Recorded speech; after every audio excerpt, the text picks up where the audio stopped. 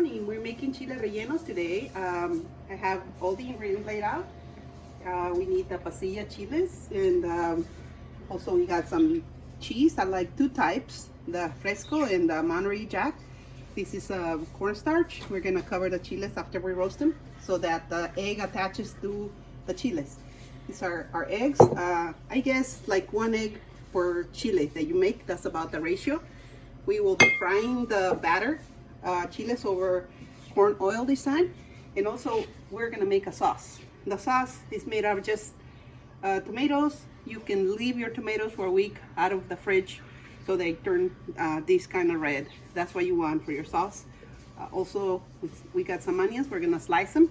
Oh, and I forgot to bring the cilantro. I'd like to add some cilantro and hot chile flakes also to the sauce. In addition, we're gonna add some caldo de pollo or chicken bouillon and some salt to taste. When you go to the store, you try to find the perfect chiles, and usually Patio Rey knows what they are. They're supposed to be like long and smooth and without too much space in here. Like this one has a lot and it's missing the stem. And this is what you need to hold it and turn it. So make sure all your chiles have the largest stem, because that's gonna be an easier way for you to turn them once you're frying them. You don't wanna mess with hot oil and not having a way to grab them around. Also, when they're smooth like these, they have less seeds, and it makes it easier at the time of taking them out, because we always make a slit and remove all the seeds after they're nice and toasted. We're gonna roast them over in open flame, and also we're gonna put them in a bag so they sweat, so that the skin is easier to peel off. And they start cooking the bag a little bit. Okay, so we're gonna start roasting the chiles. I got a gas stove. This is open flame, the highest you can. You gotta have your bags ready, because I use the bags that I purchased the chiles at the market. Just save them, because we're gonna roast it. We're gonna throw them in there to sweat. So first thing, you got to make sure your stem is away from the heat, because if you burn it, then you don't have your handle to turn them around in the pan. So just open fire. Yeah, make sure they're like that. I think they're so big we can only fit like 2 at a time. If you're afraid of the heat, you can also use some, Tongues. Tongues. Okay, so you're gonna hear them popping. Yeah.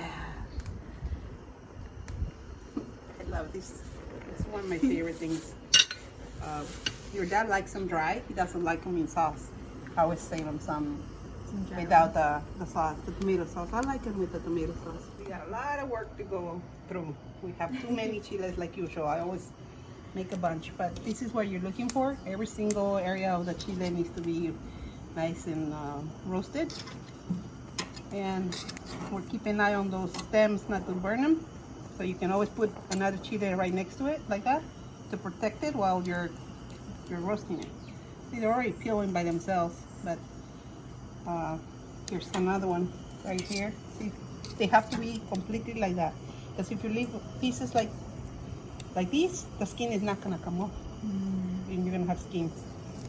You have to cover every single, blister it so it pops up. You see how? Oh, I see.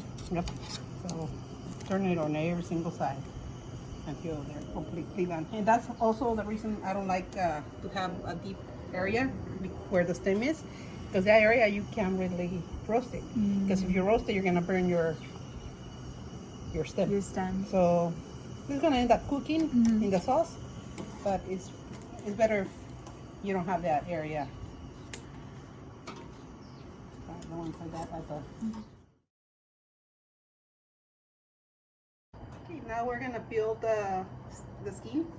The easier way to do it is just run your knife real, close, but not too hard, so it doesn't make holes over your chiles. You can clean them off like that, both sides.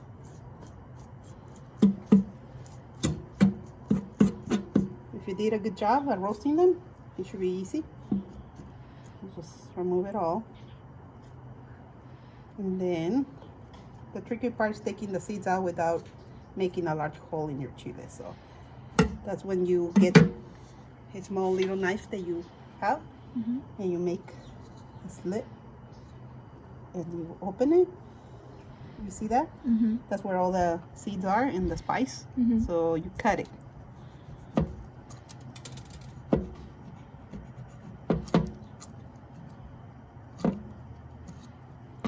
So this is it. You see? Empty. We're gonna just put Looks great. Yeah, nice and clean. Now we gotta do the same with the rest. Do you All wanna maybe wear gloves or something? Nah. Let's do it. Great. I suggest if you're scared of the heat of the chiles going to your hands or your face later if you touch it, put on some gloves, but she's a pro. Look at these. Perfect.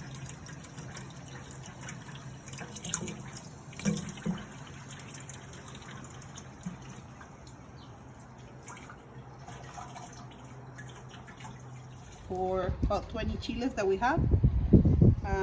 I like to use like 1 egg per chile, but that's up to you how much egg you want to add to your chiles.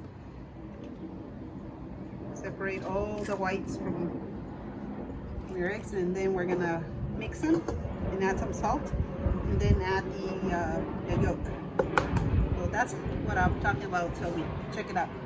Make long strips like that, like the size of your chili, to make it easier for you to stuff them.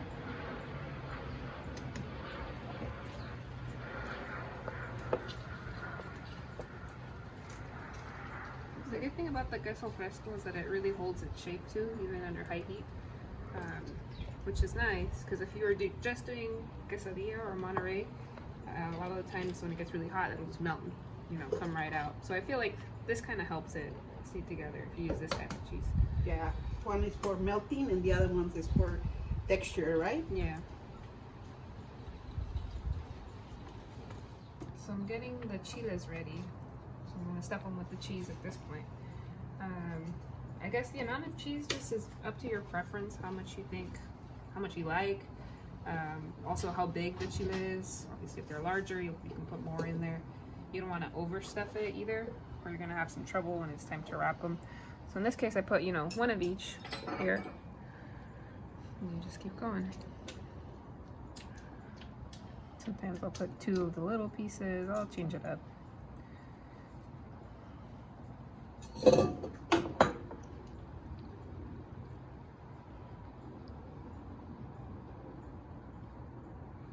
This one's a little smaller, so. I like her chiles with lots of queso. Yeah. I like it too. And different sized ones. So pretty. So does it matter the orientation of the slit that you put in it right now? Or are we gonna turn them up or? Well, she's gonna wrap them in egg. So once you have like the big bowl of the puffy eggs and everything, you're gonna dip them, and then she'll fry them on each side. So that's how we kind of try to do the slit on this side of the chili. On the flattened side? Yeah. So that way you're not trying to fry it like this, and all your melting cheese is gonna come right out of it. We got all the whites separated. We're gonna put it in the blend. No, not a blender. It's a mixer. Sorry. High. It's not enough to depend on how many eggs you have. And then we're gonna start adding 3 pinches of salt. Yeah, a pinch of salt. And then we're gonna start adding the one at a time, or not all at once, because then your eggs are gonna just deflate. So start doing it slowly.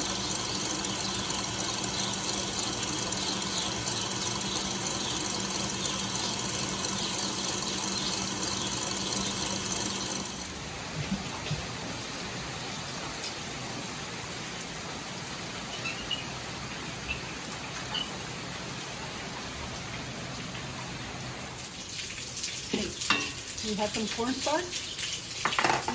We need to make sure the chile is covered all over, all sides, before we dip it in the eggs. If you don't do this step, all the egg is gonna come off. Dip it. You move it a little when you lay it down so it doesn't get stuck to the bottom. That's the trick. If you just lay it, it might stick to the pan. So when you put it down, move it. Right when you put it Yeah, down? yeah.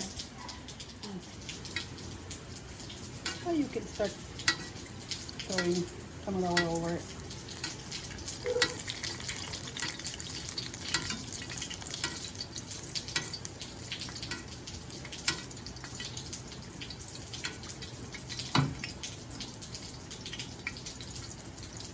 It has to be nice and golden.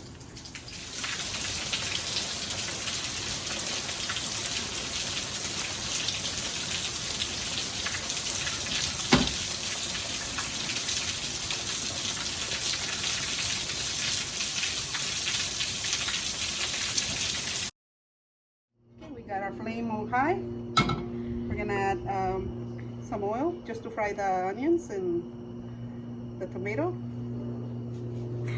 I would say like 2 teaspoons, or just cover the bottom. You already have a lot of oil in your chiles. This is just for the sauce. Okay. And you don't need too much. It's just to sweat the onions in here with the garlic and the chiles. So we gotta wait for these to get a little hot, and we're gonna add these. I'm gonna start blending the tomatoes.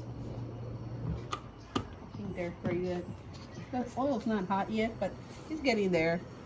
And you don't want to burn garlic, that's for sure. The onions are nice and soft. I'm gonna add some of the cilantro.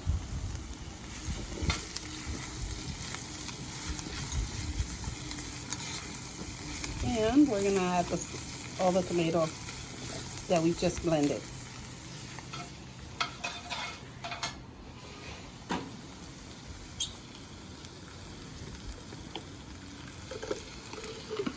You gonna blend those two?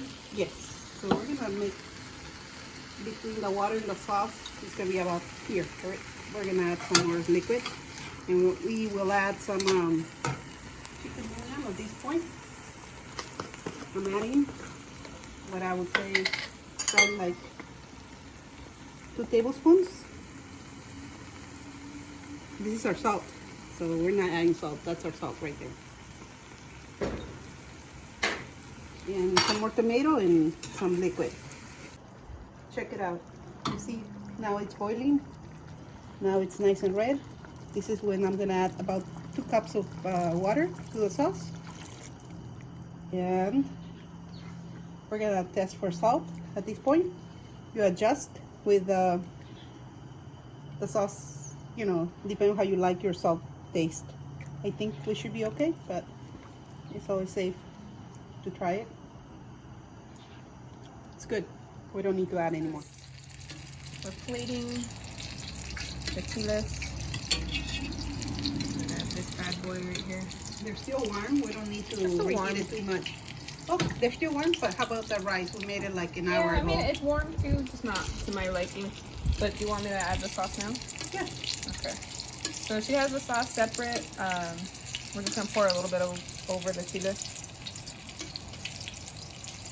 If you don't like the onions, you can just pick them out or not pour them over.